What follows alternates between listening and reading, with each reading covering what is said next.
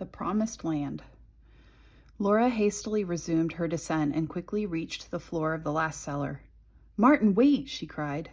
But the door onto the riverbank was wide open, and Martin had disappeared into the darkness. Suddenly, a strong hand seized Laura's arm and swung her around. Holding his lantern so its light shone on her face, Joel demanded, "Laura, what are you doing here?" His eyes were fierce and probing. Laura met his gaze defiantly. "Bert was arrested, so I brought Martin here. This is the right place, isn't it?" She was not prepared for Joel's reaction. He set the lantern on the damp floor of the cellar and wrapped his arms around her. "Laura, Laura," he murmured. Then he began to chuckle. He held her off and searched her face again. "The rabbit in the trap," he said, still smiling. "You couldn't bear to see Martin get caught, could you?" "He's not safe yet." Laura twisted away, and skirting the pool of water ran outdoors. Below her lay the steep slope of the riverbank, thickly covered with trees and shrubs. "Martin," she called softly, "it's all right, Joel's here." A clump of bushes between her and the river stirred, and Martin came out. Joel went to him and put his hand on his shoulder. "So, Laura took care of you?" "Yes, Mr. Joel. She brought me here through the woods without getting us lost once." A loud splash and an exclamation made all three of them whirl around. Joel picked up the lantern and in 2 long steps was again in the cellar doorway. "George!" he exclaimed. "I forgot about you. What happened?" The fugitive, whom Laura had seen outside the church, emerged from the cellar. He sounded amused as he said, "I stepped in that pool." "No wonder," Joel said apologetically. "I went off with the lantern." George didn't seem upset. "No harm done, just a wet foot." Joel pulled a watch from his pocket and studied it by the light of the lantern. "It's time for your ride to the promised land," he said to George and Martin. "Let's get down to the shore quickly." He held out his left hand. "Come on, Laura." Laura hesitated. "Well, he's one of the slave catchers. He was on the road a few minutes ago. He may have followed us here." Joel stopped. "I doubt it. I saw him heading back towards Lewiston. But just to be sure, we'll put out the lanterns. We don't need them. I could find my way in my sleep." Laura took his hand and started down the bank, though she still felt uneasy. Who could tell what Walt would do? He might have been pretending he was going to Lewiston, and in reality was planning to come back and surprise them. She stepped on a loose stone and shuddered as it went rolling down the bank ahead of her. Was Walt up there listening? Well, even if he was, or he is, she thought grimly, he's too late to stop Martin and George.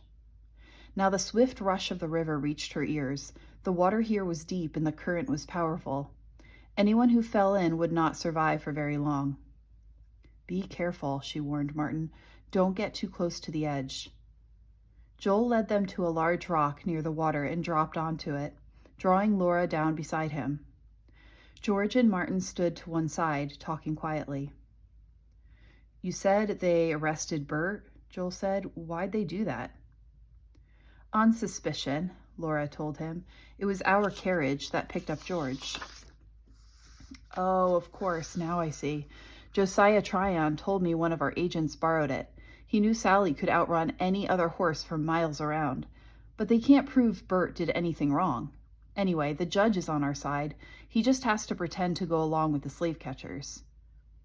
"Then Mr. Tryon is in the Underground Railroad?" Laura said. "Bert thought he was." Joel nodded. "He's a fine man, the backbone of our operation in Lewiston. He and his wife spend their lives helping other people in all kinds of ways." "How did you get out? This afternoon you were being guarded like a prisoner." "The men finally gave up watching our house, and the minute they left, I went to Josiah and asked him what I could do.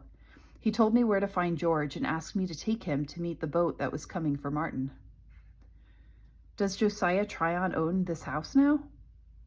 "No, his brother Amos still does, but it was Josiah who had the idea of using it as the Lewiston terminal of the Underground Railroad. Amos agreed with the plan." Joel rose and stared upstream. "I think the boat's coming." Laura looked too and saw a rowboat gliding toward them in the deep shadow of the bank. In a few minutes, Joel and George leaped down to the water's edge, seized the bow of the boat, and pulled it against the shore. Martin started after them, but then he turned around and came back to Laura. "Thank you, Miss Laura. I can't ever thank you enough." Laura took his hand. All at once, she had many things she wanted to say, but there was no time. "Send word to us where you are, and we'll come to see you," she told him earnestly. "We'll be helping other slaves to cross the river, too." She stood beside Joel, watching the boat start across the dark river. George and Martin waved, and then, as if drawn by a magnet, they turned their faces toward Canada. "In a few minutes, they'll be free," said Joel. "When they pass the middle of the river, they're in Canadian waters." "I hope they'll be all right," said Laura. "Martin is such a young boy to have traveled so far alone." "He's safe now. His father will be on the shore to meet him." Joel took Laura's elbow. "How am I going to get you home in that outfit?"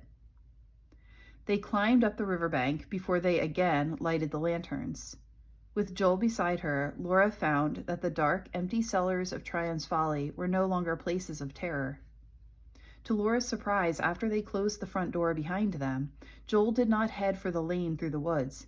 Instead, he took her arm and said, "I want to show you something." Mystified, she let him lead her to the narrow terrace behind the house.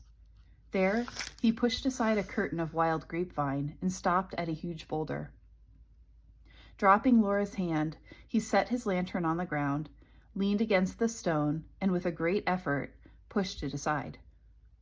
Laura was amazed to see that the boulder had concealed an opening in the ground. Joel lowered his lantern into the hole, and Laura, dropping to her knees, stared into a rock-walled room the size of the pantry at home, with a vaulted stone ceiling. "This is where the slaves hide while they're waiting for a boat to take them to Canada," Joel explained. "I think it was built for use as a cistern to hold rainwater, but it makes a good hiding place. Only the Tryons, my father, and yours, and I know about this." He paused. "And now you know." Grateful for his trust in her, Laura said, "Thank you for showing me. Bert and I thought there should be a safer place than the cellars." She had a sudden notion. "Joel, this is where the men brought George after they picked him up at the church this afternoon." Joe laughed. "You're a smart one. Yes, he stayed here until I came home after midnight." He returned the stone to its place. "Last night, on account of the dogs, I couldn't bring Martin here. Anyway, he needed just what he had at your house, food and warmth and friends to talk to." They went down the lane, putting out their lanterns before they reached the river road. Joel had worked out a plan. "We'll go back to my house, and if anyone sees us on the way, we'll hope they think we're just a couple of boys out for a late walk. Mother will fix you a bed for the rest of the night." "Thank you," said Laura. "That would be fine, but I must go home. Pa and Abby and Uncle Daniel will be back from Buffalo very early in the morning, and they'll worry if they don't find Bert or me at home." At Joel's house, Mrs. Todd gave Laura a skirt to pull over her trousers and a cloak that covered the entire outfit. Laura came into the kitchen wrapped in a cloak, but still wearing Bert's cap. "How do I look now?" she asked Joel. He laughed, "Almost like a girl." In a flash, he whipped off the cap and her dark blonde hair tumbled onto her shoulders. "Now you're yourself again." His eyes told her that was the way he liked her. Joel then said he had the horse and buggy waiting in front of the house. "You don't have to take me," she said. "I can walk home." Child, said Mrs. Todd. "You must be exhausted." Laura considered this. "I am tired." Mrs. Todd kissed her cheek. "It's a brave thing you did tonight." Was I brave? Laura wondered. She had done what she had to do. That was all. Of two things she was sure. After tonight's business, she knew where she belonged and which side she was on. She had come home to stay.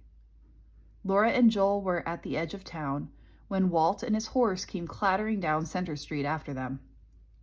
"Hold on there, young Todd," he called out. "Who's that with you?" He leaned closer. "Laura Eastman." He began to laugh derisively. "So you gave us all the slip and went out for a buggy ride? I didn't know you had a sweetheart. Laura would have protested, but Joel said, "That she has," and drew his arm tight around her shoulders.